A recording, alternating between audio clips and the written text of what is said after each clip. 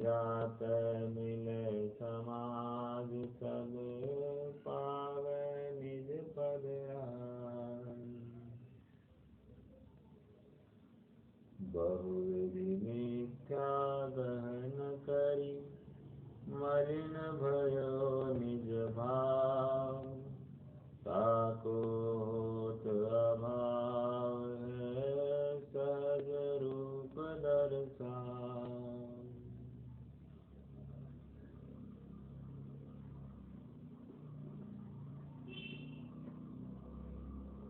अनंत काल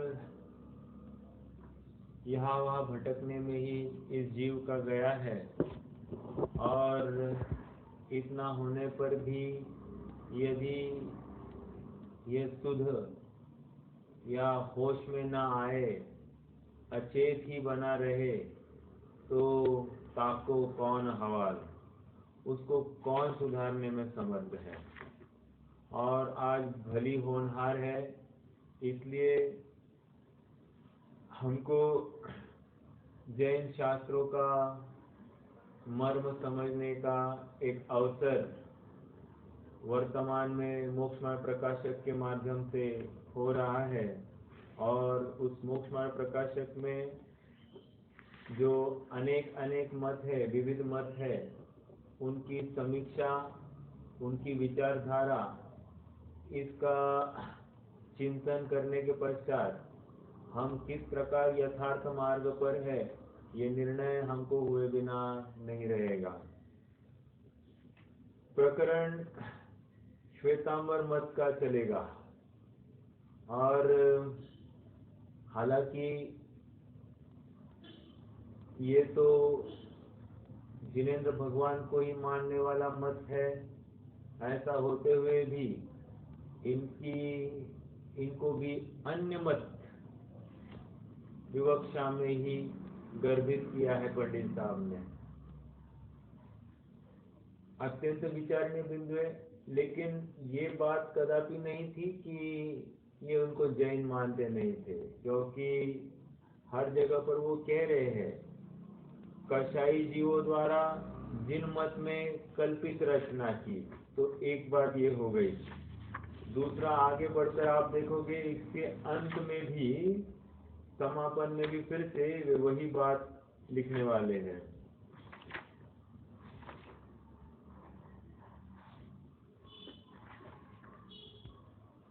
देखो page number 167 पर, सच्चे जिन धर्म का स्वरूप आगे कहते हैं उसके द्वारा मोक्ष मार्ग में प्रवर्तना योग्य है। तो फिर से आप भी जिन मत कह रहे हैं, हम भी जिन मत कह रहे हैं, लेकिन सच्चा जिन मत हम कहेंगे उसको आप समझना। निष्कर्ष इतना ही है कि यहाँ पर भले उनको अन्य मत के पाठ में लिया है, लेकिन बिल्कुल वे उनको जिन मतानुयायी मान रहे हैं। पहले प्रश्न खड़ा किया है पंडित साहब ने कि भाई तुम गंधर्व द्वारा ये द्वादशांग की रचना हुई मान रहे हो, तो एक मिनट इधर आओ और हमको बताओ कि जो आचारांग सूत्र है, हम एक ही लेते, आचारांग सूत्र सबसे कम उसमें पदों की रचना है, तो उसमें कितने पद कह रहे हो तुम? 18,000। ओके, 18,000 पद है, हम भी 18,000 मान रहे हैं। अब मुझे बताओ कि 18,000 पद का कितना बड़ा ग्रंथ होना चाहिए तुम्हारे हिसाब से, और उसमें पदों की लेंथ कितनी होती है, पदों के डेफिनेट अक्षर उसमें होते हैं, तो वो तुम्हारे हिसाब से कितने हैं?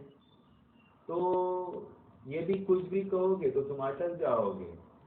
और यदि तुम कहते हो कि विभक्ति के अनुसार हमने पद लिए हैं, तो इस न्याय से तो ये तो 18,000 श्लोकों से भी, 18,000 पद से भी ज्यादा बड़ा ग्रंथ अभी वर्तमान में तुम्हारा हो जाएगा।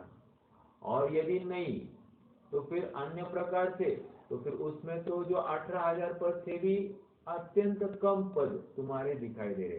तो तुम्हारे ग्रंथ का प्रमाण या ग्रंथ का साइज ये हमको यथार्थ दिखाई नहीं दे रहा है। निष्कर्ष ये टूटक ग्रंथ है। टूटक ग्रंथ मतलब तोड़ मरोड़ के आपने कुछ यहाँ का ठेगड़ा वहाँ का ठेगड़ा जोड़ दिया है और आपने उसको आचारांग नाम दे दिया है। तो हम ऐसी एक एक बिंदु को उठाकर उसको लगाना, उसको हम आचारांग नहीं मानते। हम एक से लेकर एंड तक 18,000 पद तक इतने पद होंगे तो ही हम उसको आचारांग मानेंगे, नहीं तो नहीं मानेंगे। एक बात तो ये हो गई। उसके लिए आधार दिया। फिर देखो मान लो कि हमारे सामने एक वीडियो है, वीडियो कह रहा हूँ, एक फोटो है, ठीक है।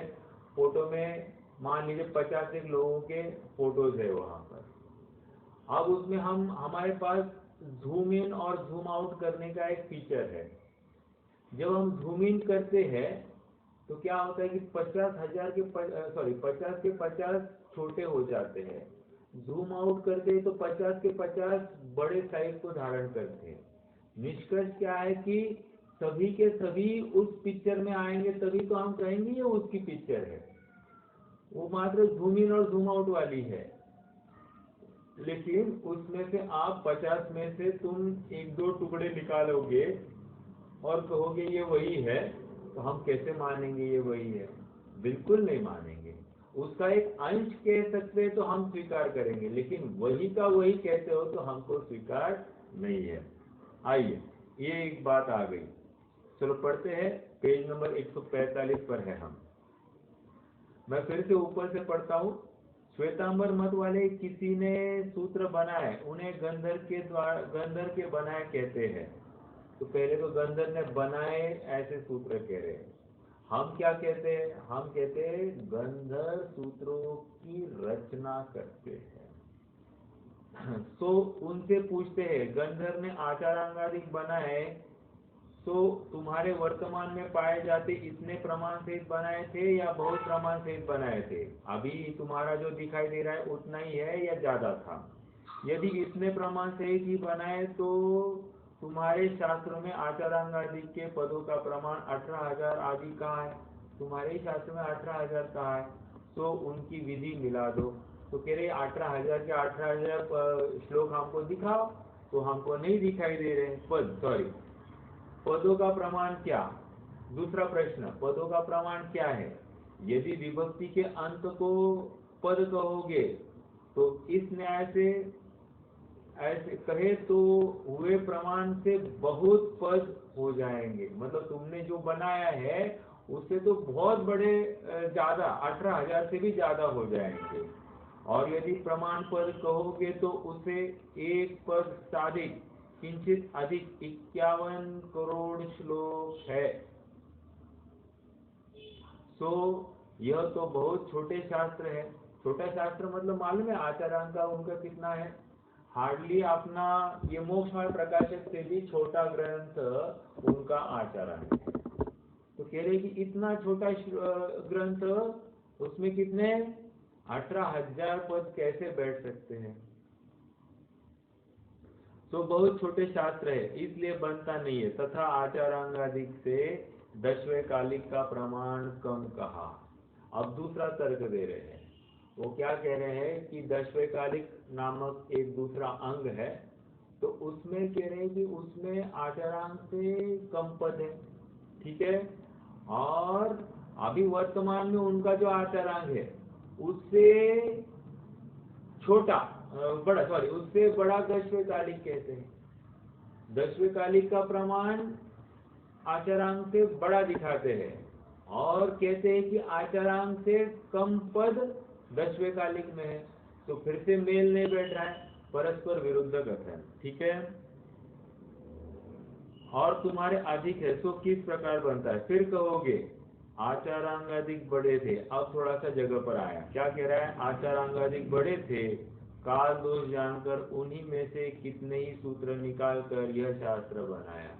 आचारांग बड़ा था लेकिन हमने उसमें से थोड़ी सी छाटनी कर दी और जो जो इम्पोर्टेंट थे उससे ये आचारांग ग्रंथ बनाया। तो प्रथम तो टूटक ग्रंथ प्रमाण नहीं है, टूटक ग्रंथ, देखो देखो, भगवान की मूर्ति है, थोड़ी सी भी उसको छेद जाए, क्रैक हो जाए, टूटक हो गई, वो पूजनीय नहीं होती है। और इसलिए आपको ज्ञात होगा कि ग्वालियर में अगर आप गए हैं, वहां पर गोपाचल नामक एक पर्वत है, गोपाचल, वहां पर ऐसी एकदम ह्यूज पर्वत में ही ना ऐसी दिगंबर मुद्राएं है वहां पर। और वे खंडित है, खंडित मतलब मान लीजिए उनके पैर थोड़े से पैर के नाखून टूट गए हैं, या फिर सर ही कट गया है, या ऐसी ऐसी मतलब विचित्र अवस्था में वहां पर अभी वे मुद्राएं हैं। ठीक है, वो 500-600 साल पहले खिलजी तोमर, तोमर कौन था, उसने आकर वहां पर ये सब, वो उस समय का जो राजा हुआ मुस्लिम शासक, उसने वहां की सब मूर्तियां खंडित की थी। कहने की बात यह है कि अब वो मूर्तियां हमसे हमारी पूज्य नहीं है। तो वैसे ही ये बात है, तुम आचारांग के नाम पर टूटक टूटक खंडित खंडित ऐसी कुछ बात जोड़ते हो और उसको कहते हो ये आचारांग है, तो हम इसको आचारांग मानते नहीं है। ठीक है, तब प्रथम तो टूटक ग्रंथ प्रमाण नहीं है, तथा पहला पॉइंट हो गया। दूसरा, तथा ऐसा नियम है कि बड़ा ग्रंथ बनाए तो उसमें सर्व वर्णन विस्तार सहित करते हैं, और छोटा ग्रंथ बनाए वहां संक्षिप्त वर्णन करते हैं, परंतु संबंध टूटता नहीं है। मतलब रिलेशन लगना चाहिए, आगली गाथा का कहो, अगले पद का पहले पद के साथ में कोई ना कोई रिलेशन होना चाहिए कि नहीं। अचानक यहाँ से डायरेक्टली 20वां सूत्र लगा दिया या 40वां सूत्र यूज कर दिया, तो बीच के जो सूत्र थे उसका क्या करोगे, उसका कोई रिलेशन होगा कि नहीं होगा। जैसे मोक्ष मार्ग प्रकाशक, सॉरी तत्वार्थ सूत्र लीजिए, मोक्ष शास्त्र, वहां पर क्या है, सम्यक दर्शन ज्ञान चारित्राणी मोक्ष मार्ग, फिर तत्वार्थ श्रद्धान सम्यक दर्शनम, फिर तन्निसर्गाद अधिगमाद्वा, और फिर वहां पर तत्वार्थ तत्व के नाम जीवा जीवा बंध संवर निर्जरा मोक्षा तत्व, कह रहे ये जो क्रम है तत्वों के नाम देना आदि आदि, आप डायरेक्टली उसको हटा दो और एकदम 20वां 25वां सूत्र डाल दो, तो आप क्या समझोगे, उसका अर्थ भी नहीं निकाल पाओगे। तो इसलिए अत्यंत जरूरी कि क्रम में ही सब बातें आए। ठीक है, और ठीक है, तुमको उसको संक्षिप्त करना था ना, तो संक्षिप्त करना था तो संक्षिप्त एक सूत्र अनेक सूत्रों का परिचय होना चाहिए था, तो भी होता नहीं है, तो इसका मतलब टूटक ग्रंथ है, हमको ये स्वीकार नहीं है। अब आगे और एक बात कहेंगे कि तुमको ये टूटक ग्रंथ करना ही था, तो तुमने इसको आचारांग नाम क्यों दिया। आचारांग तो 18,000 श्लोक पद प्रमाण है, तुमको आचारांग का संक्षेप या आचारांग का अंश ऐसा कुछ नाम देकर तुम उसको चलाते तो कदाचित हम इसे स्वीकार करते, लेकिन ऐसा तो नहीं किया है। ठीक है, परंतु संबंध टूटता है, और किसी बड़े ग्रंथ से थोड़ा कथन निकाल ले तो वह संबंध नहीं मिलेगा, कथन का अनुक्रम टूट जाएगा। परंतु तुम्हारे सूत्रों में तो कथन आदि का भी संबंध मिलता भाषित होता है, टूटकपना भाषित नहीं होता। तथा ये दूसरा बिंदु हो गया। पहला बिंदु क्या था, तो पदों का प्रमाण हीनादिक दिखाई दे रहा है, तो इसलिए ग्रंथ की प्रमाणता हमको बैठ नहीं रही है। दूसरा कह रहे ये टूटक है, टूटक ग्रंथ होने से भी फिर से हमको ये स्वीकार नहीं है आचारांश के रूप में। अब तीसरा, तथा अन्य कवियों से गंधर की बुद्धि को अधिक होगी, उनके बनाए ग्रंथों में थोड़े शब्दों में बहुत अर्थ होना चाहिए, परंतु अन्य कवियों जैसी गंभीरता नहीं है। कह रहे हैं आप दो लेखकों को खड़ा करो। आप कह रहे गंधर कोई साधारण जीव नहीं, 4 ज्ञान का धारी जीव है, तो वो कैसी उत्कृष्ट रचना करता होगा। और तुम्हारे ये शास्त्र पढ़ने से एकदम हमको लेमैन मतलब एक साधारण कवि जैसा बनाता है, उससे भी कम तुम्हारे ग्रंथ इफेक्टिव लग रहे हैं। तो इसलिए गंधर्वों के द्वारा किए ऐसा दिखाई नहीं दे रहा, क्योंकि गंधर्व बहुत सामर्थ्यशाली जीव होता है और उसकी रचना अद्भुत होती है। तो ऐसी अद्भुतता हमको तुम्हारे इन अंगों में दिखाई नहीं देती है, ठीक है। परंतु अन्य कवियों जैसी भी गंभीरता नहीं, सादी गंभीरता नहीं है, ठीक है। तथा जो ग्रंथ बनाए वह अपना नाम ऐसा नहीं रखता। अब देखो क्या कह रहे हैं, जैसे मान लीजिए मैं ग्रंथ बना रहा हूँ, तो ग्रंथ बनाते समय क्या करेंगे, ऐसे डायलॉग्स होंगे, मैं कहता हूँ और तू कहता है, राइट। लेकिन ये क्या कह रहे हैं कि हे गौतम और महावीर स्वामी, जबकि कहना क्या चाहिए था, ये तो डायलॉग जो है ये आपस में होने चाहिए थे कि गौतम स्वामी कह रहे, क्योंकि गौतम स्वामी फर्स्ट पर्सन है एंड सेकेंड पर्सन कौन है, सामने वाली व्यक्ति।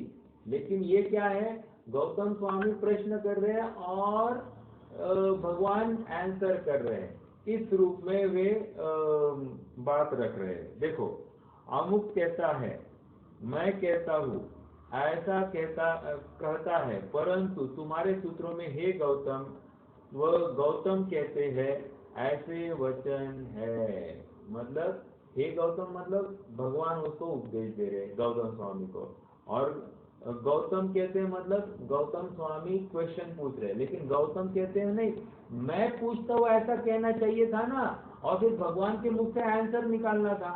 तो ऐसा भी आपका दिखाई नहीं दे रहा। तो निष्कर्ष ये है कि आपकी एक काल्पनिक कथन शैली दिखाई दे रही है। नाम तो आपने गौतम और महावीर की बात रख रहे हो, लेकिन वो मिलान नहीं खा रही है। मतलब ना तो गौतम है वहां पर, ना महावीर है, कोई तो तीसरा पर्सन वहां पर बैठा है, और वो गौतम और महावीर ऐसे दो पात्र बनाकर वो लिखते जा रहा है। ये समझ में आया कि तर्क कैसा है। मतलब तुम क्या कह रहे हो, ये विरोध क्यों करना चाह रहे हैं पंडित साहब? पंडित साहब कह रहे हैं कि तुम कहते हो कि ये गंधर के द्वारा लिखे गए हैं, तो जब गंधर के द्वारा लिखे हैं तो फिर गंधर मैं और तुम ऐसा बात करेगा, हे गौतम, और गौतम प्रश्न करता है ऐसा है। देखो मैं अब श्रीपाल को प्रश्न करेगा कि ऐसा ऐसा है क्या, थोड़ी मैं प्रश्न करता हूँ, हे गुरुवर मुझे बताइए, बराबर, या हे प्रभु मुझे बताइए, तो मुझे बताए ऐसा कहूंगा। अब गौतम अब श्रीपाल प्रश्न करेगा, ऐसा थोड़ी बोलेगा। बराबर समझ में आया क्या तर्क? तो ये कह रहे हैं कि ये तुम्हारे लेखन शैली में फॉल्ट दिखाई दे रहा है। इसका मतलब ये गंधर्व द्वारा लिखा हुआ नहीं है। क्या जबरदस्त तर्क दिया है। हाँ, मतलब बहुत सिंपल तर्क है। मतलब भाषा शैली को ही पकड़ के वो यहाँ पर निर्णय करा रहे हैं।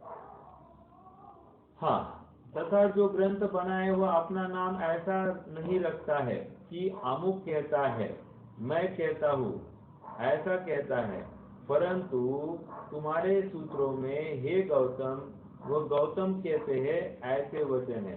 परंतु ऐसे वचन तो तभी संभव है जब और कोई करता हो, इसलिए वह सूत्र गंधर्वकृत नहीं है, औरों के बनाए गए हैं। गंधर्व के नाम से कल्पित रचना को प्रमाण कराना चाहते हैं, परंतु विवेकी तो परीक्षा करके मानते हैं, कहा ही तो नहीं मानते। देखो हम भी किसी को ऑफिस में तो मतलब कंपनी में बहुत होता था ऐसे कि कोई आए और कह दे कि बॉस ने ऐसा करने के लिए कहा है, तो हम चुपचाप करेंगे।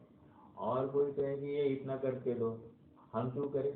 समझ में आया? तो बॉस का नाम लिया तो बराबर काम कर लेता है, और खुद कोई दूसरा क्या ऐसे जिसकी कोई पावर नहीं है और वो काम कराना चाहे हमसे, तो हम शायद उसका नहीं माने। क्यों?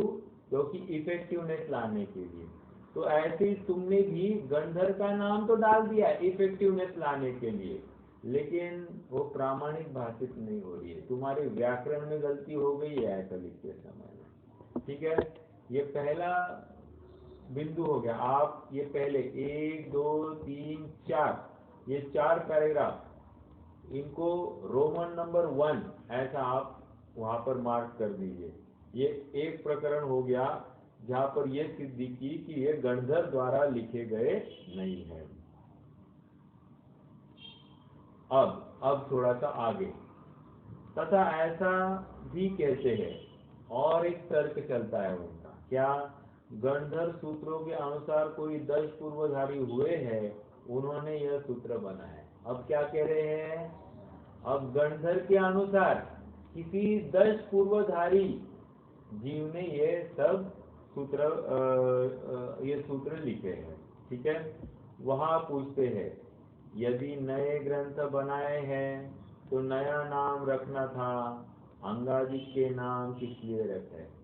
फिर से वही प्रश्न है, अगर अभी थर्ड पर्सन ने बनाए ना, तो फिर उसने अंग का नाम क्यों लिखा?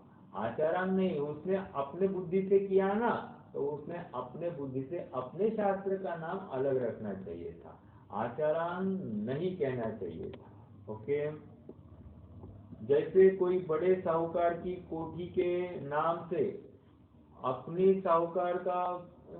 साहूकारा प्रकट करे, ऐसा यह कार्य है। मतलब क्या? मान लीजिए रिलायंस कंपनी है, हाँ हाँ हम भी रिलायंस ही है, ऐसा कोई कहे तो क्या हो गया? रिलायंस के नाम पर मैं धंधा करूं तो ये ठीक नहीं है, रिलायंस ने हमको ऑथराइजेशन नहीं दिया है, हाँ हाँ हमारा रिलायंस है ऐसा कहकर हम उसके नाम पर, उसके गुडविल पर हम अपना धंधा करना चाह रहे। वैसे ही कह रहे आचारांगादिक, ये तो अनंत की वाणी से निकली हुई सब बातें हैं और गणधरों ने उसको सूत्रबद्ध रचना की है, लेकिन कोई आगे का पर्सन लिख रहा है तो उसने अपनी बात अपने रूप से लिखनी थी, वो वैसा तो दिखाई नहीं दे रहा है। ठीक है, देखो जैसे अपने यहाँ पर भी समयसार आदि ग्रंथ है, तो वहां पर स्पेसिफाई किया है कि कौन से अंग के कौन से पाहुड़ की कौन से भाग का यह विषय वस्तु है, ऐसा वहां पर लिखा है। वहां पर ऐसा नहीं लिखा कि ये इस पाहुड़ का है, नहीं। तो ये इतना विशेष हमको भी समझना चाहिए कि ये कहाँ चूक गए हैं। सच्चे को तो जिस प्रकार दिगंबर में ग्रंथों के और नाम रखे तथा अनुसारी पूर्व ग्रंथों का कहा, उसी प्रकार कहना योग्य था। अंगादिक के नाम रखकर गंधर कृत का भ्रम किस लिए उत्पन्न किया? इसलिए गंधर के या पूर्वधारी के वचन नहीं है, मतलब ये तो वे कह रहे पूर्वधारी के भी नहीं लगाए गए। तथा इन सूत्रों में विश्वास करने के अर्थ जो जिनमत अनुसार कथन है वह भी सत्य है, वह तो सत्य है ही, दिगंबर भी उसी प्रकार कहते हैं। क्या? सूत्रों के विश्वास करने के अर्थ जो जिनमत अनुसार, मतलब हम भी कहते हैं कि हाँ पई कछु कहू कही मुनि यथा, मतलब मैं अब भगवान की मंगलाचरण भी किया तो वंदित तो सौवसित दे, मैं ऐसा कहकर मैं उनके अनुसार ही वचन करने वाला हूँ, ऐसा प्रण तो कर रहे हैं, तो हम भी करते हैं, तुमने भी किया तो ठीक है, लेकिन उनका नाम लेकर भी तुम उनके नाम के विपरीत कार्य की सिद्धि यहाँ पर कर रहे हो, किसी कल्पना से ही कर रहे हो। ठीक है, तथा जो कल्पित रचना की है उसमें पूर्वापर विरुद्धपना व प्रत्यक्षादि प्रमाण में विरुद्धपना भाषित होता है, वही बदलाते हैं। अब जो उनमें विपरीतपना है वो वहां पर बता रहे हैं। क्या है देखिए। हाँ सुनो ना, अभी सभी आचरण सूत्र में मुझे बताया क्या है, मतलब टॉपिक्स क्या है, वितरागता है क्या, नहीं देखो, आचरण के हिसाब से मेरे को लगता पूरा वो डेली जो रहता वो सब नहीं आचरण के ऊपर। अपन ने देखा था ना आचरण, अभी इन्होंने ये मुझे श्वेतांबरों का मैंने देखा नहीं है, तो फिर भी अपन ने देखा था उसकी विषय वस्तु क्या है कि आचारांग में वहाँ पर मुनि आचार की विशेष चर्चा वहाँ पर पाई जाती है। हाँ, तो प्राकृत में क्या संस्कृत में, मतलब नहीं, ये सब प्राकृत की ही बात होगी ना, संस्कृत में संभव ही नहीं है। ठीक है, और देखिए अब अपने यहाँ पर आचरण तो है ही नहीं, वैसे खाली उसकी विषय वस्तु क्या है इतनी बात रखी थी। तो कहने की बात ये है कि ये आचरण अपने पास अवेलेबल नहीं, अपने पास तो एक भी अंग अवेलेबल नहीं, अंग का अंश जो समय सार या फिर षटखंडागम आदि ग्रंथ है वो उतने अंश अपने पास अवेलेबल है, और उन अंशों का भी टीका के माध्यम से हम अभ्यास कर रहे हैं बस, बाकी तो दूसरा कुछ नहीं है। और जो है वो प्राकृत में है। अपनी कौन सी प्राकृत है? अपनी शौर श्रेणी प्राकृत है। और श्वेतांबरों की कौन सी है प्राकृत? अर्धमागधी प्राकृत होती है। ठीक है, और एक प्राकृत होती है पाली प्राकृत। वैसे पाली प्राकृत में भी ग्रंथ पाली प्राकृत तो बुद्ध का होता है ना। हाँ, ज्यादा करके बौद्धों का है, लेकिन अपने भी ग्रंथ पाली प्राकृत में पाए जाते हैं। आपकी जानकारी के लिए बताऊं, ये कलिंग जिन हुए, कलिंग जिन खारवेल, तो उन्होंने अपने काल में बहुत जिनवानी लिखवाई है। ठीक है, जिसका कोई ऐसा अवेबिलिटी या कुछ इतिहासकारों को ये नहीं, लेकिन इतना तो है कि उन्होंने बहुत जिनवानी लिखी है और वो सब पाली प्राकृत में लिखी गई है।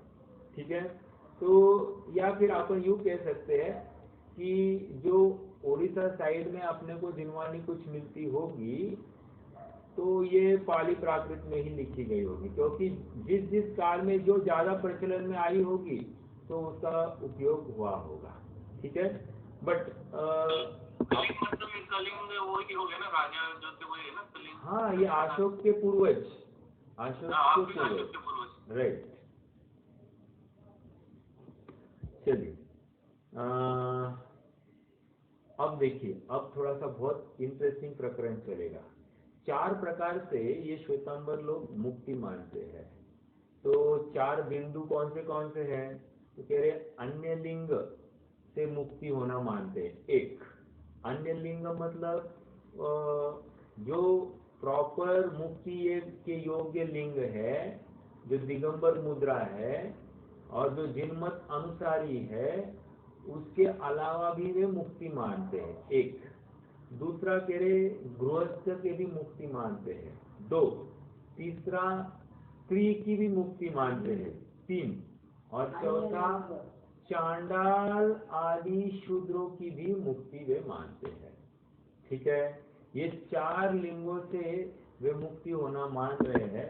अब इन बातों का पंडित साहब तर्क और युक्ति के माध्यम से खंडन करने वाले हैं। देखिए, अपन एक पैराग्राफ पढ़ते हैं और फिर विषय को अपन आगे बढ़ाते हैं।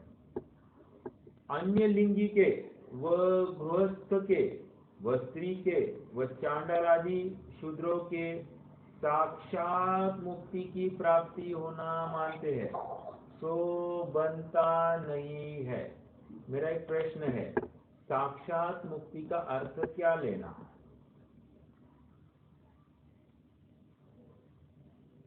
इसी भाव से होगा ना। बहुत अच्छा, इसी भाव से मुक्ति, ये साक्षात मुक्ति। देखो, हम तो मुक्ति इनकी भी हो सकती है ऐसा मान सकते हैं। कैसे? परंपरा मुक्ति, स्त्री की भी मुक्ति हो सकती है, परंपरा से मुक्ति हो सकती है। परंपरा उसका मोक्ष मार्ग हो चल सकता है इस भाव में, और परंपरा से अगले भाव में वो मुक्ति को प्राप्त हो सकता है जी, ये हम स्वीकार करते हैं। साक्षात इस भाव में नॉट एट ऑल। समझ में आया? देखो दो चार बातें बताऊंगा। साक्षात मोक्ष मार्ग और साक्षात मोक्ष और परंपरा मोक्ष मार्ग और परंपरा मोक्ष। ओके, तो हम परंपरा मोक्ष मार्ग और परंपरा मोक्ष ये सब स्वीकार करते हैं। मतलब अन्य लिंगी को भी परंपरा मोक्ष मार्ग हो सकता है और परंपरा मोक्ष हो जाएगी। स्त्री के, गृहस्थ के और शूद्रों के, इनके भी परंपरा मोक्ष मार्ग हो सकता है, इसमें हमको विरोध नहीं है। अब अन्य लिंगी के कैसे हो सकता है? यथार्थ तत्व निर्णय करे तभी हो सकता है। वहां पर भले ही वो वेश अलग होगा, लेकिन वो निचली भूमिका में या गृहस्थ वाली भूमिका में होगा और उस श्रद्धान के साथ में वो आगे बढ़ सकता है, मतलब यथार्थ श्रद्धान के साथ में। ठीक है, चलिए, तो ये साक्षात मुक्ति की प्राप्ति होना मानते तो बनता नहीं है। सम्यक दर्शन, ज्ञान, चारित्र की एकता मोक्ष मार्ग है, परंतु वे सम्यक दर्शन का स्वरूप तो ऐसा कहते हैं। क्या है? अर्हंतो महादेवो यावज्जीवं सुसाहुणो गुरुणो जिनपर्णत्तं तत्तं एतं मत्तं मये गह्यम्। क्या है? अंतिम पद देखिए, ए सम्मतम मये गह्यम, वही सम्यक की प्राप्ति करेगा। कौन? अरहंतो महादेवो जावत जीवो सुसाहुनो गुरुणो जिन पण्णतम तत्तम। जिन पण्णतम तत्तम मतलब जिन प्रणीत तत्व को जो मानता है। जिन पण्णतम तत्तम मतलब जिन प्रणीत तत्वों को जो मानता है, वही सम्यक्त्व को प्राप्त होगा। अब प्रश्न पंडित साहब कर रहे हैं, भाई तुमने ही लिखा कि नहीं ऐसा? जिन पण्णतम तत्तम ए सम्मतम मये गह्यम, ऐसे को ही सम्यक्त्व की प्राप्ति हो सकती है। ये तुमने लिखा है ना। अब हम पूछते, फिर एक जगह पर तुमने ऐसे लिखा और दूसरी जगह पर तुम ही क्या लिख रहे हो? तुम ही लिख रहे हो कि अन्य लिंग के मुक्ति होती है। तो हम पूछते हैं, अन्य लिंग को तत्व का ज्ञान है क्या? जिनेश्वर कथित तत्व का निर्णय तो हुआ है क्या? अरे हमारे यहाँ तो जिनेश्वर कथित तत्वों का ज्ञान होने के बावजूद भी यथार्थ श्रद्धा नहीं करे तो भी वो मोक्ष मार्गी नहीं है। और तुम तो जिसको जिनेश्वर कथित तत्व का ज्ञान नहीं है, ऐसे अन्य लिंगी को तुम मोक्ष की प्राप्ति करना कहते हो। तो ये युक्ति संगत बात नहीं है। और उनके मेरे ख्याल से प्रतिक्रमण में ना एक लिंग सिद्धा, अनेक लिंग सिद्धा, अन्य लिंग सिद्धा, ऐसी बात आती है। क्या है? एक लिंग सिद्धा, अनेक लिंग, हाँ, एक लिंग सिद्धा, अनेक लिंग सिद्धा और अन्य लिंग सिद्धा, ऐसी कुछ है, मुझे ज्यादा याद नहीं है, लेकिन ये बात आती है। अन्य लिंग सिद्धा मतलब अन्य लिंग के माध्यम से सिद्ध होना वे मानते हैं। ठीक है, तो ये बात का खंडन उनके ही इस छंद के माध्यम से हो रहा है। ओके, इसको क्या कहते हैं? अरहंतो महादेव। ठीक है। तो अन्य लिंगी के अरहंत देव साधु गुरु जिन प्रणीत तत्व का मानना किस प्रकार संभव है? तब सम्यक्त्व भी न होगा तो मोक्ष कैसे होगा? समझ में आया? जब सम्यक्त्व ही नहीं है, मोक्ष मार्ग ही नहीं है, तो आप मोक्ष की कल्पना कैसे कर रहे हो? तो ये युक्ति संगत नहीं है। देखो और एक थोड़ा सा बताओ। अभी देखो अन्य लिंग सिद्ध है ना। अब अपने यहाँ पर कुछ तकलीफ है क्या? देखो जैसे ऐसा है ना कि संबंध भद्र स्वामी है, समनभद्र स्वामी को जो भेष धारण किया था, जो उन्होंने शिव पिंडी के वहाँ पर पुजारी का भेष धारण किया, उस अवस्था में हमने उनको सम्यक दृष्टि माना है या मिथ्या दृष्टि माना है? तो हमने उनको सम्यक दृष्टि माना है, वो तो अन्य लिंग में है, और फिर उसको हम परंपरा मोक्ष मार्ग कहे या नहीं कहे, तो कह रहे हैं यहाँ पर अतिचार है और अशक्य अनुष्ठान था। क्या अशक्य अनुष्ठान था? कि इतनी भूख, वो जो उनको भस्मक रोग हुआ था, भस्मक व्याधि हुई थी, इतने आहार की पूर्ति उनको अन्य कहीं से हो नहीं सकती थी, घर में रहकर तो बिल्कुल नहीं होती।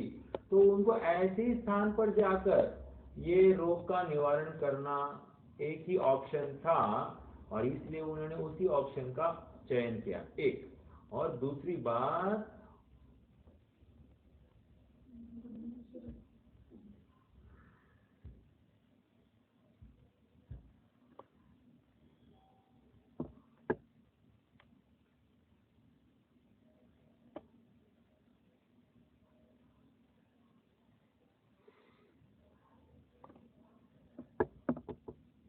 हाँ जी, और दूसरी बात ये है, वो क्या मानते हैं कि समनभद्र स्वामी की बात कर रहा था कि वो हे बुद्धि से वहां पर प्रवृत्ति कर रहे थे। हे बुद्धि से प्रवृत्ति कर रहे थे मतलब क्या? कि वहां पर उस क्रियाओं में वहां पर उपादेयपना नहीं था। कब यहाँ से निकलूं और कब मैं अपने ऊंची भूमिका में पहुंचूं, ऐसी निरंतर भावना उनको सता रही थी, एक बात। और दूसरी बात, हम ये समझ सकते कि जब शिव पिंडी को नमस्कार करने का अवसर आया तो उन्होंने स्पष्ट नकारा और कहा कि एक सच्चे जैनी का नमस्कार ये शिव पिंडी नहीं झेल।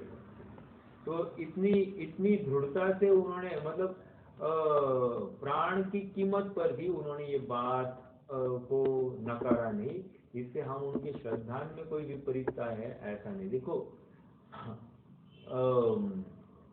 वहां पर अशक्य अनुष्ठान ये महत्व का बिंदु, और दूसरा श्रद्धान की यथार्थता, इसको लेकर अन्य लिंग धारण करके भी उन्होंने तो मतलब बुद्ध भिक्षु या पुजारी आदि आदि अन्य लिंग धारण किए। ऐसा होते हुए भी वे मोक्ष मार्ग में बने रहे क्योंकि श्रद्धा की यथार्थता थी। ठीक है, चलिए, मैं जानबूझ के मैंने ये बिंदु उठाया क्योंकि कोई ऐसा भी तर्क करे तो हमारे पास इसका एक समर्पक ज्ञान पूरक समाधान होना चाहिए। हाँ, आगे बढ़े। भैया उसका मीनिंग बताओ ना, अनंत महादेव जीव जीव सुसावनो का। हाँ, तो अनंत महादेव तो जीव जीवम नहीं, जावत जीवम। जावत जीवम मतलब क्या? हाँ, तो जावत जीवम मतलब जितने भी समस्त जीव राशि में विराजमान जितने भी सुसाहुनो गुरुनो, जो सुसाहु है, सम्यत्व को धारण करने वाले साहु आदि गुरु है, वे कैसे है? जिणपन्नतम तत्तम, अर्थात जिनवर प्रणीत तत्व का अवलंबन करते हैं, एक। और दूसरा, इसलिए इनके ही सम्यत्व होने की संभावना यहाँ पर है। तम तत्तम। भैया तो फिर इसमें 12 भावना की पहली लाइन बैठती ना, क्या? तो क्या हो देखना पड़ेगा। कौन सी 12 भावना? कौन सी 12 भावना? राजा राणा? राजा में 12 भावना मेरी भावना। मेरी भावना, हाँ, जिसने राग द्वेष काम आदि के जीते। हाँ, तो बिल्कुल बात बैठती है, क्या विरोध है? तो वहां पर सच्चा देवपना वहीं पर तो घटित हो रहा है ना। अरे जिसको मेरी भावना समझ में आ गई ना, उसको और कहीं ज्यादा ढूंढने की जरूरत नहीं। सच्चे देव का स्वरूप एक बार निश्चित हुआ तो सच्चे देव के अनुसार ही वो शास्त्र होंगे ना। लेकिन सच्चे देव का स्वरूप मात्र गाने तक नहीं रहता है, उसका भाव भाषण भी होना जरूरी है। जहाँ पर वितरागता, सर्वज्ञता और हितोपदेशीपना ये 3 गुण दिखाई देते हैं, वहीं पर हम सच्चे देव की कल्पना कर सकते हैं। और वितराग का मतलब क्या? जो हेरा फेरी नहीं करता है, 18 दोष रहित है, ऐसा जो दृढ़ता के साथ में जो वहां पर विद्यमान है, जो कोई गाली दे तो भी साम्य भाव, और जो प्रशंसा करे तो भी साम्य भाव, कोई कम ज्यादा या हिनादिक करने का कोई भाव वहां उत्पन्न नहीं होता। ऐसी हमारी देव बने की कल्पना है। और जिसके थोड़े से भी राग द्वेष पाए जाए वो वितरागी कैसे रहेगा? और जो वितरागी नहीं है उसके सर्वज्ञपना भी कैसे संभवित है? तो यहाँ पर पहले वितराग हुआ जाता है, उसके बाद में सर्वज्ञता प्रकट होती है, ये क्रम है। और फिर उसके बाद में जो सहज वाणी कीर्ति है उसको हितोपदेशी माना जाता है। ठीक है, तो ये तो बिल्कुल सही है। वहां पर देव का लक्षण बताया, उसके आगे उन्होंने गुरु का लक्षण बताया, तो ये सब बातें हैं। आप मेरी भावना को इस दृष्टि से देखो, 5 पाप का त्याग कराया है, वहां पर पापों का स्वरूप बताया है, तो हमको समझना चाहिए उसमें क्या भाव भरे है। आप कवि के अंतस को अगर पढ़ने की कोशिश करेंगे तो आपको ज्यादा भाव भाषण हो जाता है, और नहीं करेंगे तो फिर क्या है, बस चल रही है गाड़ी, चल रही है और धुन में ही अटके हैं, वाह वाह वाह वाह वाह, आज के आनंद की जय हो। तो ये बात ऐसी चलती है। ठीक है, आगे बढ़ते हैं। सो अन्य लिंगी के अरहंत देव साधु गुरु जिन प्रणीत तत्व का मानना किस प्रकार संभव है? जब सम्यक तो भी न होगा तो मोक्ष कैसे होगा? तो जो अरहंत को मानते हैं या अरहंत के स्वरूप को मानते हैं, एक जो साधु को मानते हैं और साधु के स्वरूप को मानते हैं, दो यथार्थ स्वरूप। और वो स्वरूप कैसा है? जिनवर प्रणीत ही होना चाहिए, और उसमें तत्वों का भी विशेष विशेष यथार्थ समझ होनी चाहिए। ऐसा जो जीव है वही सम्यक्त्व को प्राप्त करने का लायकात रखता है। यदि कहोगे अंतरंग में श्रद्धान होने से उनके सम्यक्त्व होता है, तो विपरीत लिंग धारक को प्रशंसादिक करने पर भी सम्यक्त्व को अतिचार कहा है। क्या कहा? फिर से, अंतरंग में श्रद्धान होने से उनके सम्यक्त्व होता है। समनभद्र स्वामी, अंतरंग में श्रद्धान है तो उनके सम्यक्त्व अपन मान रहे कि नहीं? ये भी क्या कह रहे? अंतरंग में श्रद्धान होने से उनके सम्यक्त्व होता है, तो विपरीत लिंग के धारक प्रशंसादिक करने पर भी सम्यक्त्व को अतिचार कहा है। तो सच्चा श्रद्धान होने के पश्चात आप विपरीत लिंग का धारक कैसे रहेगा? यहाँ पर अर्थ इतना ही कहना है, अपने यहाँ पर वो विपरीत लिंग धारण करके फिर से यथार्थ लिंग में आया। यदि तुम भी आते हो तो हमको तुम्हारे श्रद्धान का फिर विचार हो सकता है, लेकिन तुम उसी लिंग में खड़े रहे तो फिर हम कैसे मानेंगे? देखो, जैसे श्वेतांबर मत की उत्पत्ति हुई भद्रभाऊ स्वामी के काल में, तो उस समय में क्या था कि जिन्होंने श्रावकों ने उनको क्या कहा, अभी आप भेष आदि धारण कर लो और जब अकाल निकल जाएगा उस समय फिर से दिगंबर मुद्रा धारण करो। तो ऐसा तो कहा था, और उन्होंने इसी विचार सहित ये सब कपड़े पहनना, डंडी रखना, पात्र रखना आदि आदि सब बातें उन्होंने मानी थी। लेकिन 10-12 साल में इतनी शिथिलता आ गई कि उन्होंने वो दिगंबर भेष में अब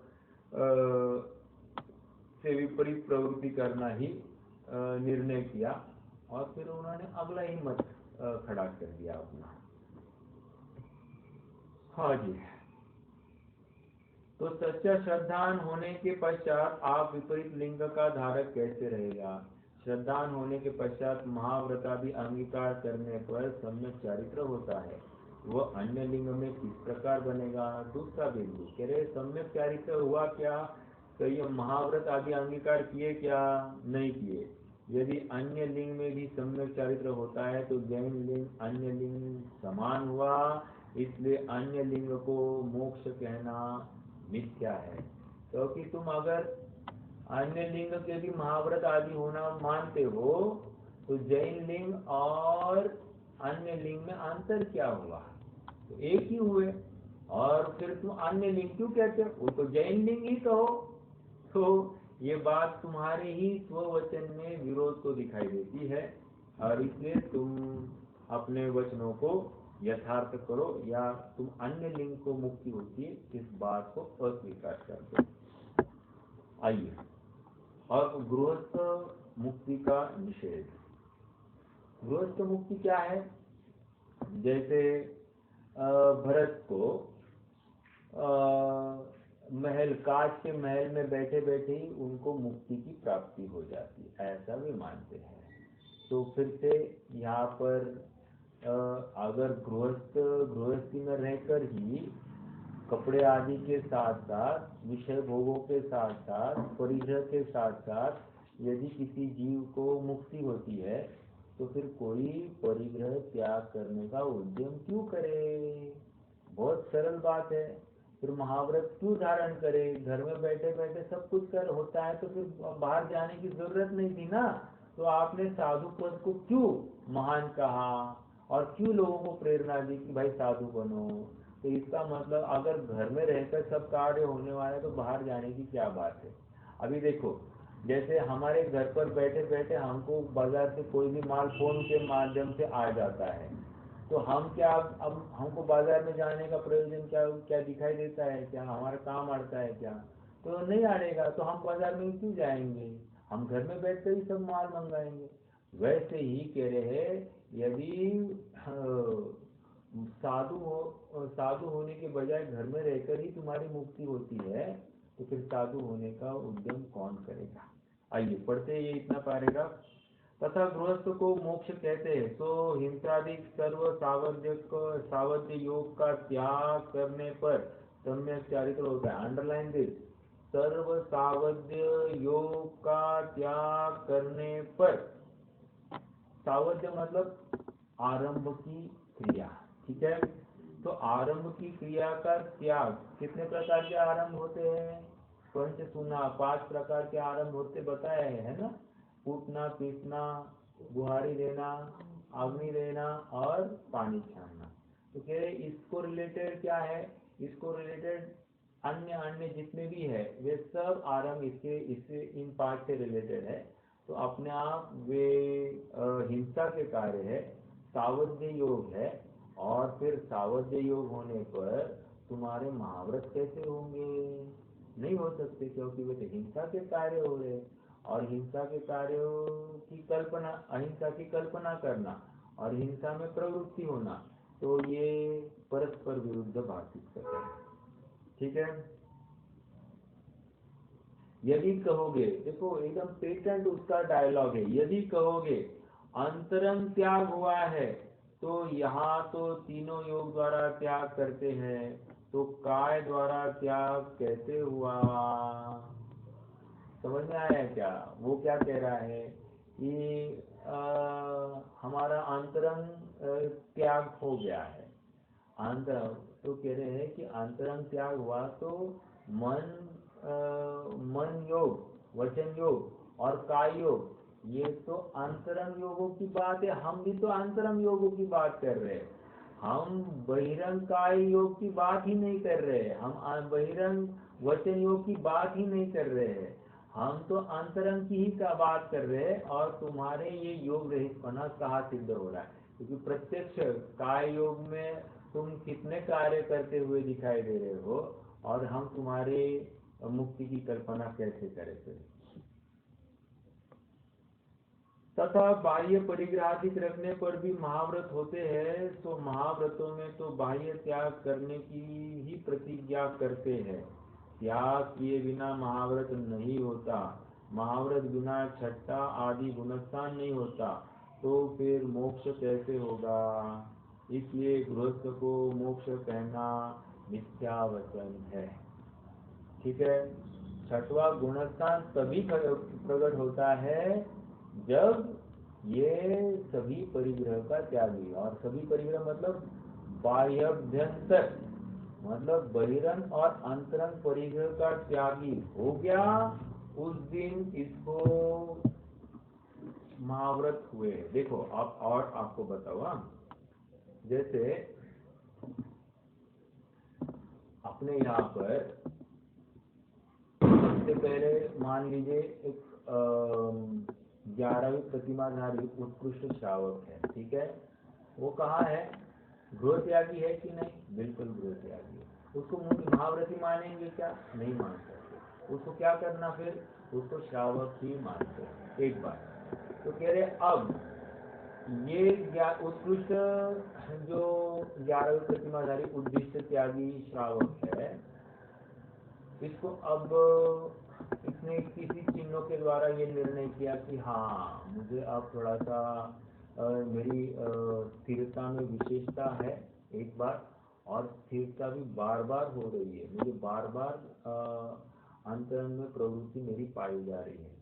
ऐसा निरंतर उनको एहसास होने लग जाए तो उनको ये विश्वास हो जाता है कि हाँ अब मेरी भूमिका बढ़ने के कगार पर है और मैं अब मुनि हो सकता हूँ। तो जब ये विश्वास आ जाता है तो वो क्या करते हैं?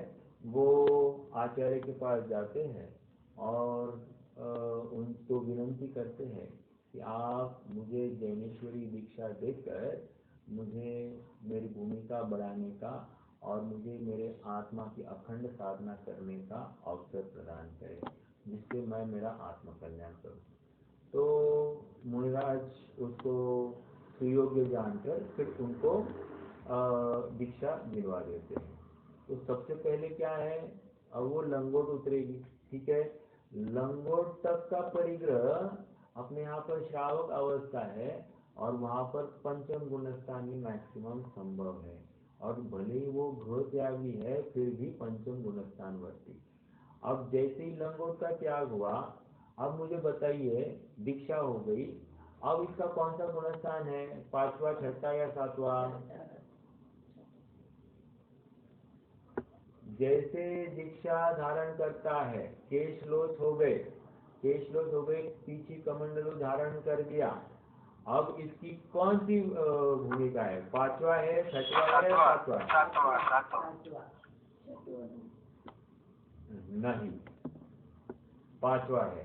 द्रव्यलिंगी 6वां गुणस्थान नहीं, 5वां है। अभी दीक्षा ही ली है, दीक्षा ली है तब तो उसका 5वां गुणस्थान, और जैसे ही अब ये शुद्धोपयोग करता है, जैसे ही शुद्धोपयोग किया 7वां गुणस्थान, और 7वें गुणस्थान से शुद्धोपयोग से अब शुभोपयोग में आए तो 6वां गुणस्थान। समझ में आया? इसका मतलब मुनि दीक्षा धारण करने के बाद भी परिग्रह का त्याग हो गया है लेकिन शुद्धोपयोग नहीं हुआ है पहला, तब तक इसका गुणस्थान 5वां ही है, ठीक है। भूमिका नहीं बड़ी मान लेंगे, भले ही बहिरंग से हमको दिखाई दे रहा है लेकिन अंतरंग का भी महत्व उतना ही बड़ा है। समझ में आ रहा है?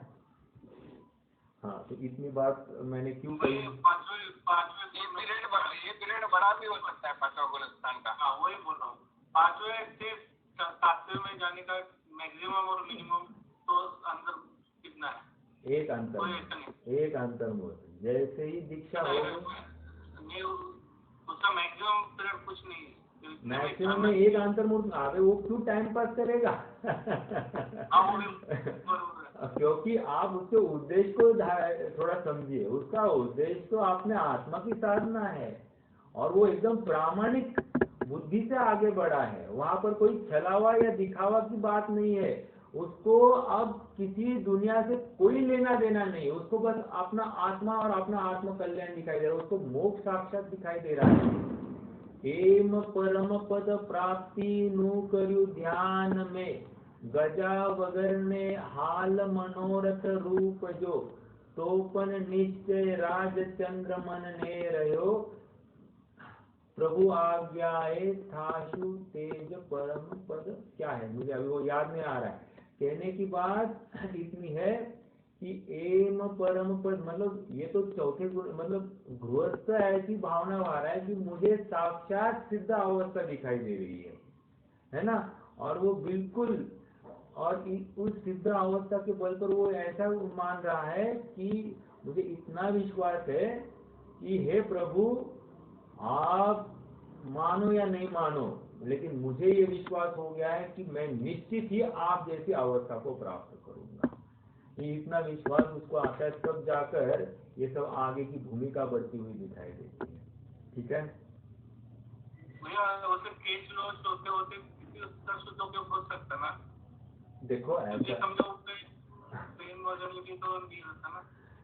यहाँ पर 100% आपको गुरु द्वारा जब तक ये होती नहीं है, संस्कार होता नहीं है, जो कोई वो विधि है वो होती नहीं है, और उसके बिना वो एकांत स्थान में जाता नहीं है, तब तक उसका उपयोग शुद्ध उपयोग रूप नहीं होता है। ठीक है, भले आप कहो इसको कि ऐसे श्लोक करते करते, लेकिन वो क्रिया अलग है ना, वहां पर साक्षात अपने काय की चेष्टा दिखाई दे रही है, और अपन उसको शुद्ध उपयोग कैसे मानेंगे, है ना, तो वो नहीं होगा। अच्छा, तो केस लॉन्च पहला भी खुद ही करते क्या? हाँ करना ही, तो महाराज जी निकालते ना। हाँ वो ऐसा है कि केशलोक भी स्वयं को अपना करना है। ठीक है, और वो तो केशलोक तो परिचायक है, अपने शरीर के प्रति ममत्व का परिचायक है केशलोच, और केशलोच ही नहीं मूछ लोच, ये मूछ निकाल करते अरे बाल तो निकल जाएंगे, दाढ़ी और मूछ निकलते निकलते अरे ब्लेड थोड़ा सा आप एक्स्ट्रा ये करो तो तकलीफ हो जाती है। तो वो अलग, मतलब वो आप विरक्ति का स्तर समझ सकते हैं कि किस जाति का वैराग्य उस जीव का होगा, शरीर को कोई गिन नहीं रहा है ऐसा। ठीक है, ये मूल गाथा है कि प्रवचन काल की 203-204 गाथा होगी, तो वहां पर केश और मूछ लोच करता है वो जीव। ठीक है, चलिए आगे बढ़ते हैं। हाँ, बस इतना पैराग्राफ कंप्लीट करते हैं। जहाँ से, हाँ, सावध योग का त्याग करने पर गृहस्थपना कैसे संभव है? यदि कहोगे अंतरंग त्याग हुआ है, तो यहाँ तो तीनों योग द्वारा त्याग करते हैं। तीनों योग मतलब अंतरंग योग की बात है। हाँ, तो काय द्वारा त्याग कैसे हुआ? बाह्याभ्यंतर दो ही त्याग, हाँ, तथा बाह्य परिग्रहादिक रखने पर भी महाव्रत होते हैं, तो महाव्रतों में तो बाह्य त्याग करने की तो ही प्रतिज्ञा करते हैं। त्याग किए बिना महाव्रत नहीं होता, महाव्रत बिना छठा आदि गुणस्थान नहीं होता, तो फिर मोक्ष कैसे होगा? इसलिए गृहस्थ को मोक्ष कहना मिथ्या वचन है। ठीक है, तो मोक्ष की कल्पना भूमिका ही नहीं बढ़ी है। छठवा गुणस्थान हमको बाहर में दिखना ही चाहिए। मान लो अंदर है नहीं है, लेकिन बाहर तो नग्नता दिखनी ही चाहिए। ये इसके बिना तो भूमिका हम स्वीकार ही नहीं करेंगे। ठीक है, चलिए अब कल हम स्त्री मुक्ति का और चांडाल की बात करके शूद्र मुक्ति आदि निषेध का विचार करके फिर आक्षेरा निराकरण की बात है, तो वो भी चर्चा करेंगे। ठीक है, कोई प्रश्न है तो रख सकते हैं, नहीं तो जिनवानी।